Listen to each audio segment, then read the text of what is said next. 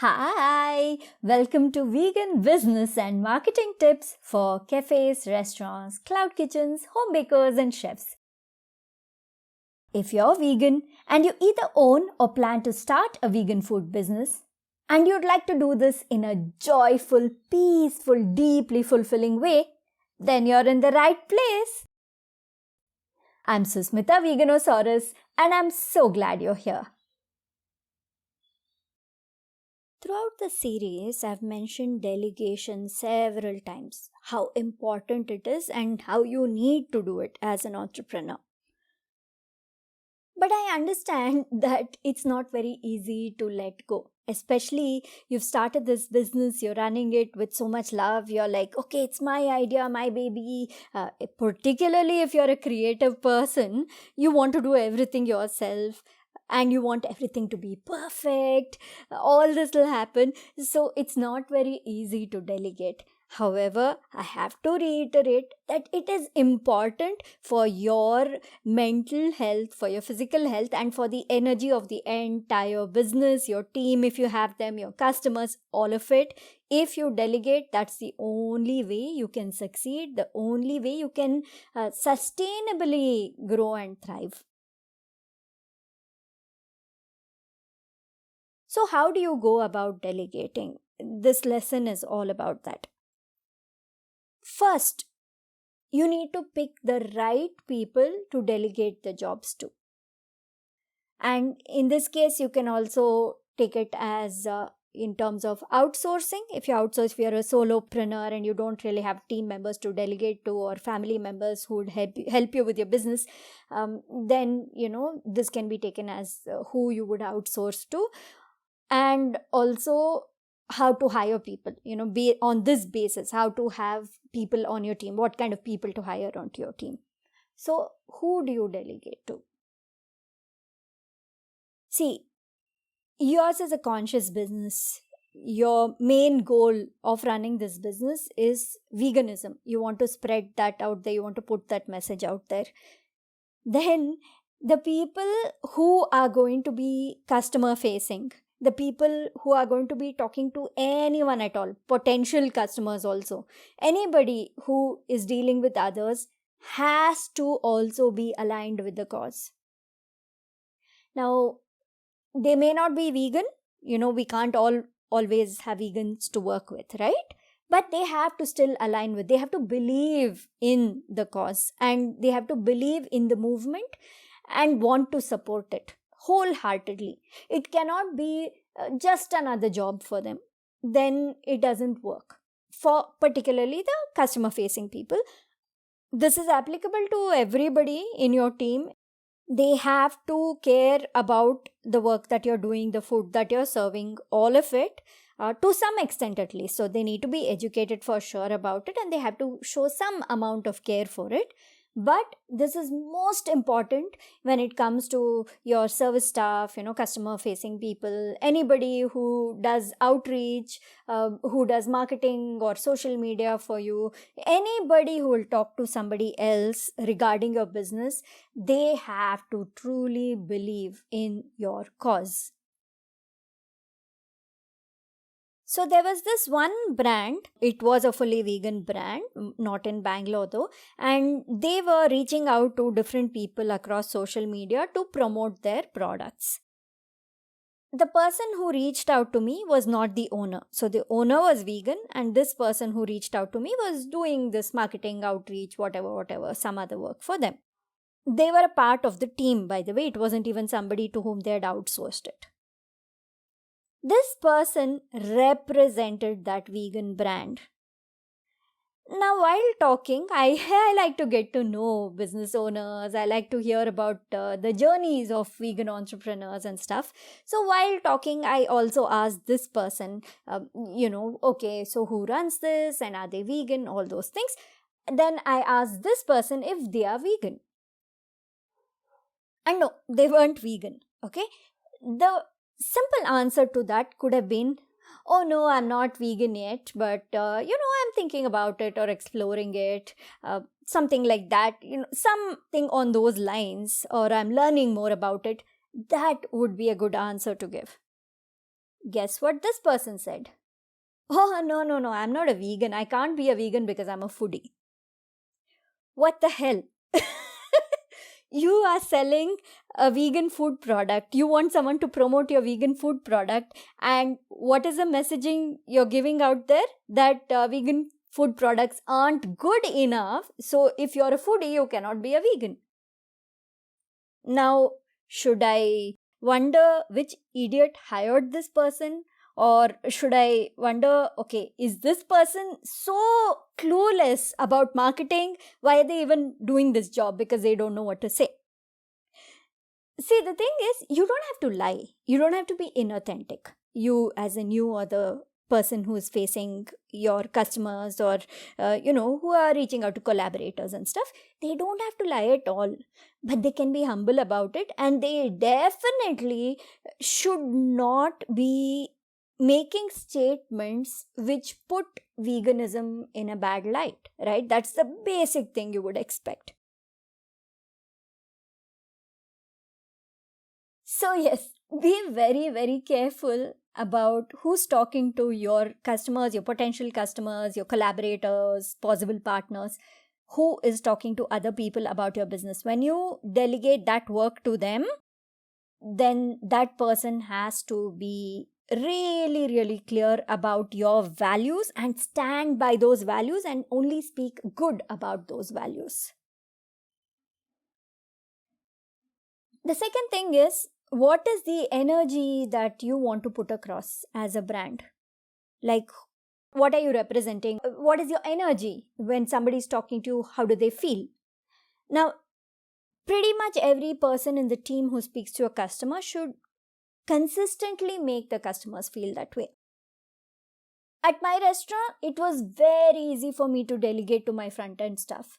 Initially, I was the front-end person, right? I would talk to customers, I would interact with them, all of that in the first couple of years. But over time, my team did a fantastic job of it. So good that I didn't have to care anymore.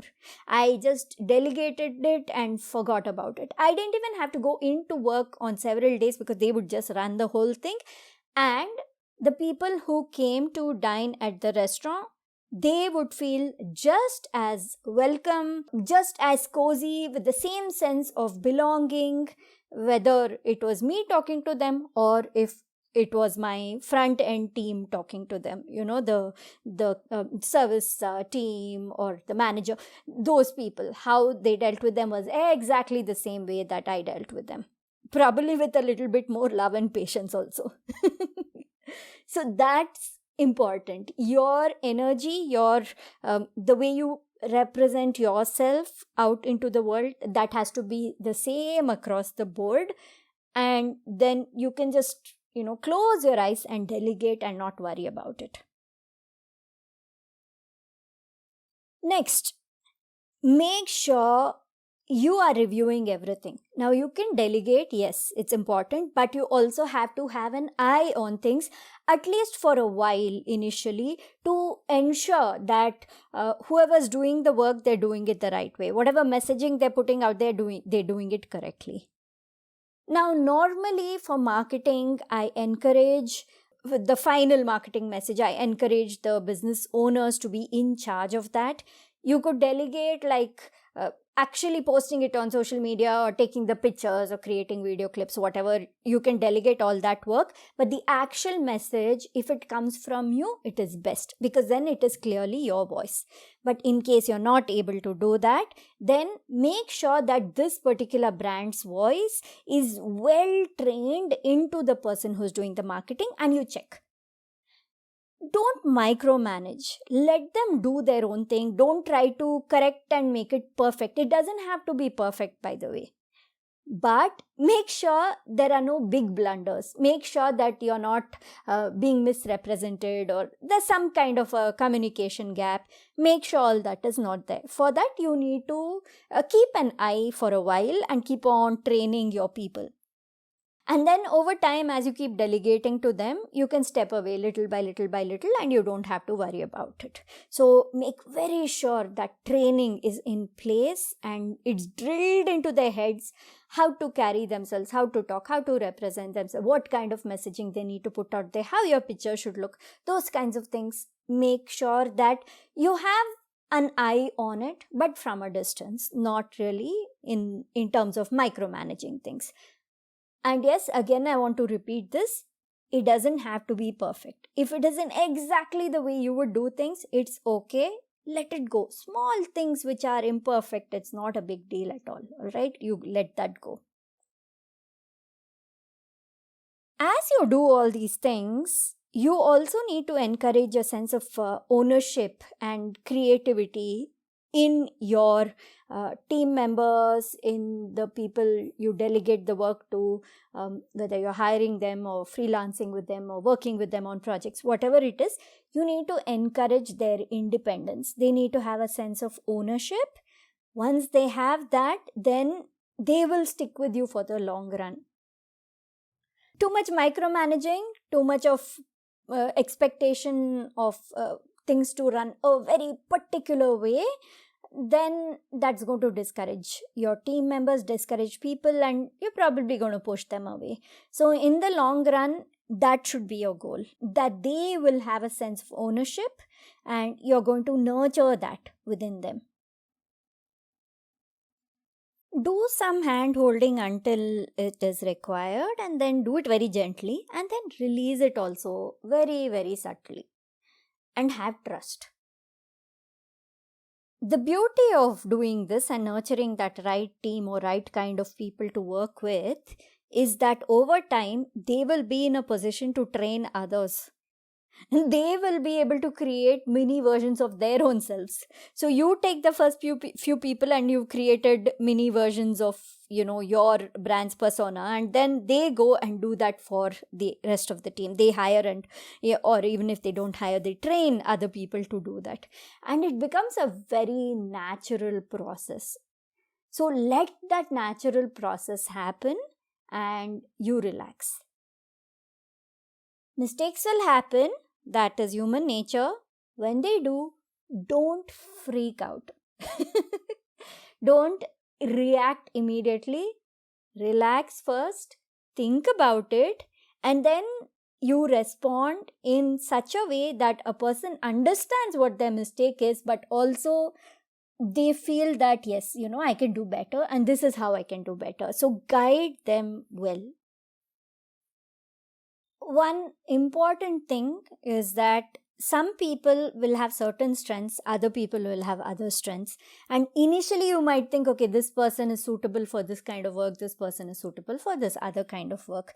But be creative, allow yourself to think a little more creatively, and you'll be surprised. Sometimes you just need roles to be switched around and it makes a world of difference. So even if you feel like, okay, somebody doesn't have the particular skills for a certain job right now, but they show promise towards it. They show this thing of, I think with some training, they'll be suitable for it. Then push them gently in that direction. Encourage them to take it up. That's magic, absolute magic. I help conscious vegan entrepreneurs start, build, and grow their business in a very fulfilling, joyful, easygoing way. If you think you can use some guidance from me, but you don't quite know exactly in what way, you know what? I'd love to have a chat with you. I enjoy getting to know vegan business owners. Book a free 15 minutes clarity call with me. Tell me about yourself and your journey. And if you feel like you could use my guidance, let's figure out if we're a right fit and how we can work together. Check the description of this episode and you'll find the link to book your free 15 minutes clarity call with me. Let's talk. Catch you in the next episode. Bye.